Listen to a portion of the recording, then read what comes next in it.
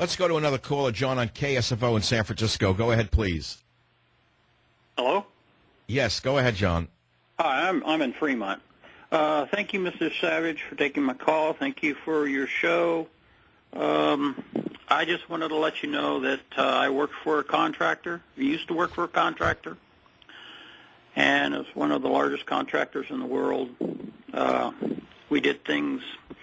Anyway, they had a program called Echelon. What they did to get around the Constitution and around laws is they based the program out of another country, London, or England, I should say. Oh, you mean the country of freedom where I'm banned to enter? I can't enter England. I get it. Yeah. The land of the Magna Carta. They routed it back to, well, I'm going to go ahead and say it, the NSA building, which goes 14 stories below the ground. Analysts listening and recording everything. Now, this is for 6 key words. And they pick out those key words, and they monitor everything that's said. But listen, this is so naive, it's beyond belief. It just shows you how naive the intelligence community is in this country. I mean, I'm a student of gangster novels, okay? Do you ever think that a terrorist is going to use the word bomb in a message? They use analogies. They're not going to use the word bomb. They can say the product is sitting waiting for you in Penn Station, or the melon is waiting for you in the market. Why would they say bomb or the key words? Are they not naive that these idiots are being paid to wait for 6 words that no criminal or gangster would ever use? Right. Well, they're listening to everything, and they have control of everything. They know what everybody does. We built satellites over there that they can read the date on a dime. I worked in Sunnyvale, so that should tell you the name of the company.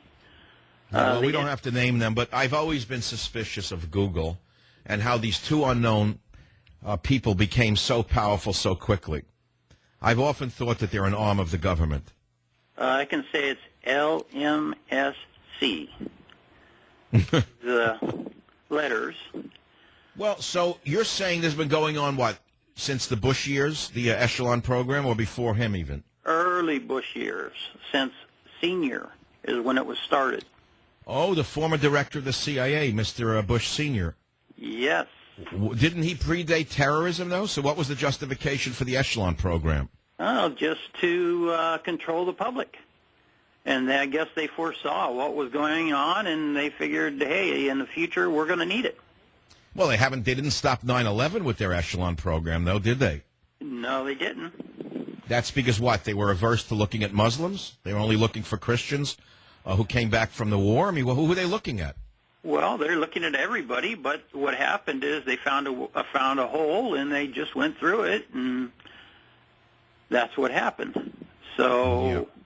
I hear you, my friend. Well, this is a very serious revelation that you are disclosing. I certainly was aware of the Echelon program because I've heard of it. I had no idea that it had so deeply penetrated every person's home and for so long. So, in other words, because as Solzhenitsyn said, everyone is guilty of something. Remember, I read that in the last hour. Did you hear that? I don't know if you heard that. So they're called inactive clearances. No. What I'm saying is this. People are saying, well, if you got nothing to hide, why should you be afraid of this, right? But as Alexander Solzhenitsyn, the great Russian author, wrote, everyone is guilty of something or has something to conceal. All one has to do is look hard enough to find what it is. So the government, if they want to get you, can invent a crime. Is that what you're saying? Yes.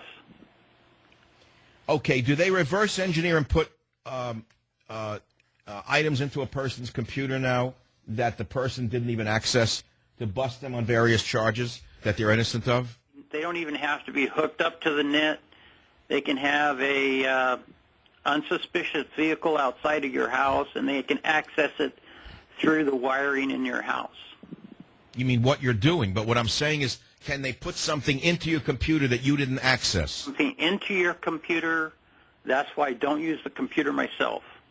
You're kidding me. I do not use it. If anyone goes on a computer, they could put something in that makes them into a terrorist? They can do that, yes. Oh, God. They have the process. And is basically it doesn't matter to me because the doctors haven't gave me a really good outlook on my future. I'm that bad. Got a number of problems, physical. So what you're saying is you're saying you're at the end of your years. You feel and you want to disclose this. I've got problems with my airway. My bones are deteriorating. Doctors are afraid to do surgery. I've had 2 heart attacks. So, sir, what you're saying is because of the poor state of your health, you are divulging to America tonight on this program that the spying on Americans goes back to George Bush #1. Yes.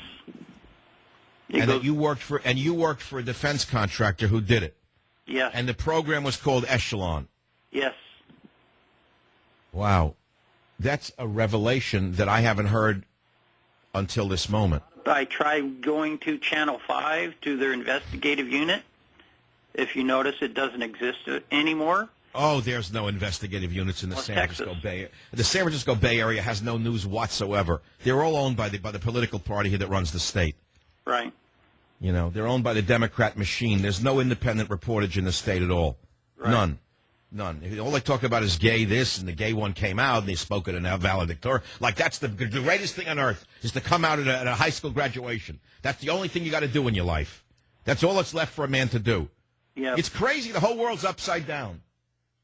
Standing up. So let me ask you this, my friend, since you're so deeply enmeshed in this, and you're at the end of your years, and you just divulged something that should set off shockwaves across America. Is this Snowden a traitor or a hero in plain English? In plain English, I think he's a hero because people need to know these things. People need to know what's going on. Why do they? Do you know that Representative Peter King of New York, a Long Island area, a congressman with a so-called Republican, said that legal action should be taken against the reporter Glenn Greenwald, who broke the story out of the UK Guardian? Would you believe this? Do you realize how far gone we are if a so-called conservative Republican wants a reporter arrested for releasing the story about the spying by this government? Doesn't that remind you of 2 former countries that did things like that? Nazism. No, you don't. You mean Portugal and Greece, right? I'm joking, of course. Yes, I know what exactly this all means, and I know this is only the beginning, not the end of the beginning either. This is the beginning of the end. Unless the people who have been outed for doing this are arrested almost immediately, this is going to get much worse before it gets better, I believe, John, don't you? Yes, I do, but... They're very dangerous, they're very evil, they're amoral. Yes. And they're capable of any crime imaginable to maintain their power. Right. And I think that they're going to do some very terrible things very soon. Well, I know they've done things to me, and I barely make a living now. I'm in poverty. They beat me down pretty far. John, if there's, I'll tell you what, John, if you don't mind, I'll tell you what I'll do for you without giving your name away. I'm going to ask you to stay on the line if you want to. My producer's perfectly great young man. He'll take your name. Maybe we can set up a defense fund for you under like a screen where your name wouldn't be divulged. Be helpful. And maybe some people will send you some money. Well, anything would be helpful. I'm basically running out of doctors. Of course, they give me Medicare, but that doesn't cover much. Tried to get into everywhere, Stanford, everybody, been rejected. Oh, well. What you should do, John, is take a trip to Mexico, get a sombrero, and sneak across the border. You'll get a golden passport to the best medical care in California. Yeah. Just don't say a word in English. 100%. Change your name to a Mexican name. They'll bend over backwards for you. I'll be right back. Stay. My call screener told me that the man was deeply emotional and in tears when we spoke off the air. He fears for his life. He's afraid the government is going to kill him now. I mean, take it for what it is. Go ahead, laugh all you want. Make everything into a joke and be sarcastic and cynical and say that's not going to happen. It can't happen here. The man said he was a defense contractor. The man said they've been spying on Americans going back to Bush 1 through the Echelon Project. The man said he's broke, he's bankrupt, he's dying. And what can I say to you? All I have is a phone number for him. You know, I'll send them something, but I don't know what else to do. What else can I do? Anyway, 1-800, I forgot my number already, 855-400-SAVAGE. This is a crazy night. I mean, it really is crazy when you realize that we have been living in a kind of fascism of total and absolute control by an out-of-control federal government way beyond and way before Obama, which is why, see, this would explain why John Boehner would call Snowden a traitor.